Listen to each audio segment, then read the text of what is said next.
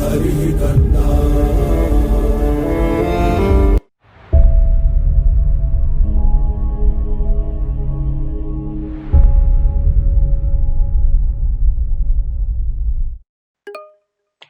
As sampling is also very important for a data scientist, so that's why I'm going to deep dive into the sampling.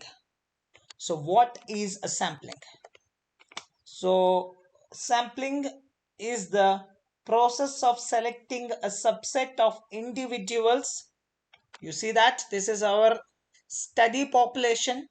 Now from the study population, sampling is the of process of selecting a subset of individuals or items from a larger study population for the purpose of making inferences about the population as a whole.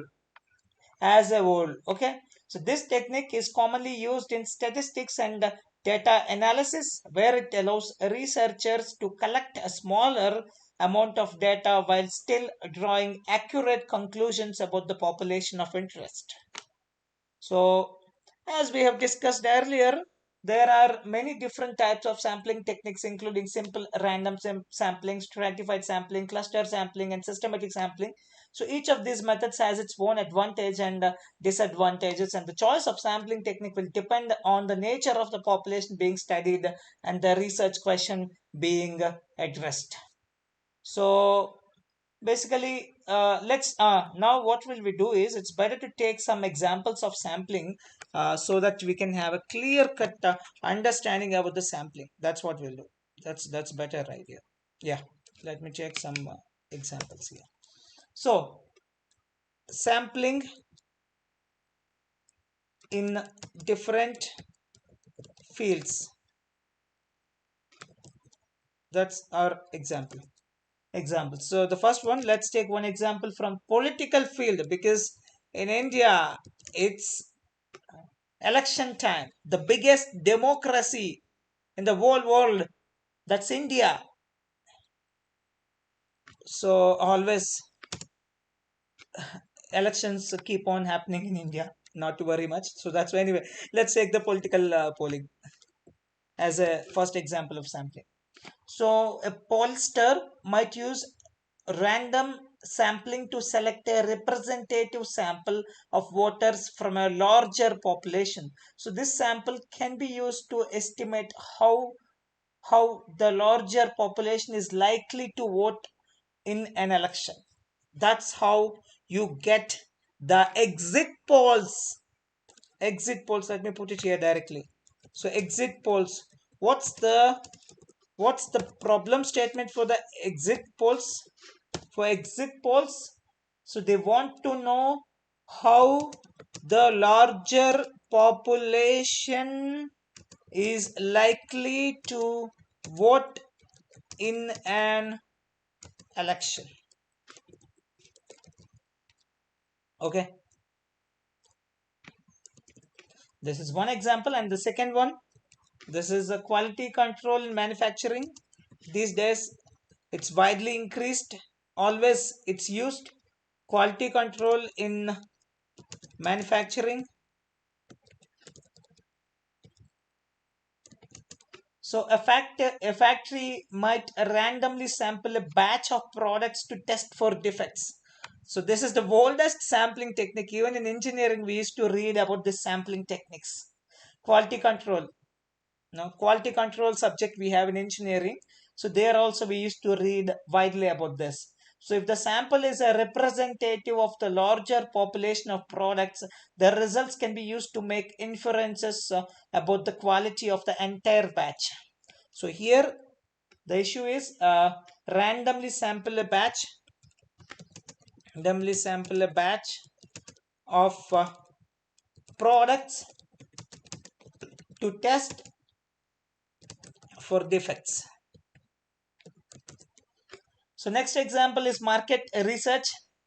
This is booming market these days. Market research, there are a lot of vacancies are coming up for market research data scientists. So let's see. what we can do here. A company might use a stratified sampling to select a participant for a focus group. By selecting participants different from different demographics, the company can get a more comprehensive understanding of how their product might be received by different segments of the market. That's what is problem statement here. We want to get a comprehensive understanding of how how a product might be received by different segments of the market.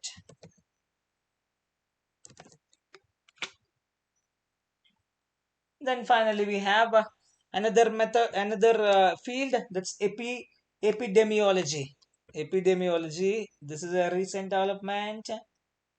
No, it's not completely recent development, but these days it's widely used. That's it. Epidemiology.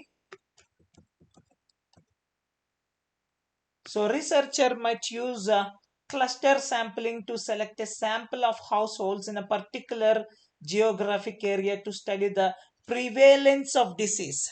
So to study the prevalence of disease.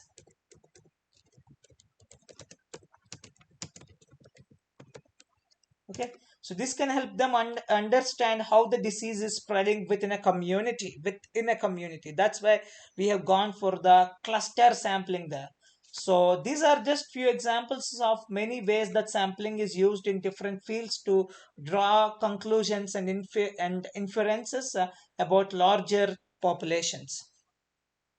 So the next question arises, why sampling is required? We have seen, but why do we do sampling? That's the next question. So as we have discussed, sampling, because the population of interest is usually too large to attempt to survey all of its member. So though your target population is too big, then you will, at the end of the day, you will do the survey on your study population, and after that you will do the statistics on sample. So a carefully chosen sample can be used to represent the population. And most, as we have discussed earlier, the sampling will bring down the costs, expensive cost, and then the resources that you will be using, and then and economically and financially it brings down your costs. So that is the reason sampling is used, and the resources that you spend, that time and money and people, all three can be scaled down if you use sampling. I'm repeating, the resources, to reduce the resources, to optimize the resources. So we use sampling. Time, money, and human, all three can be scaled down if you go for the sampling, then doing the statistics on study or target population directly.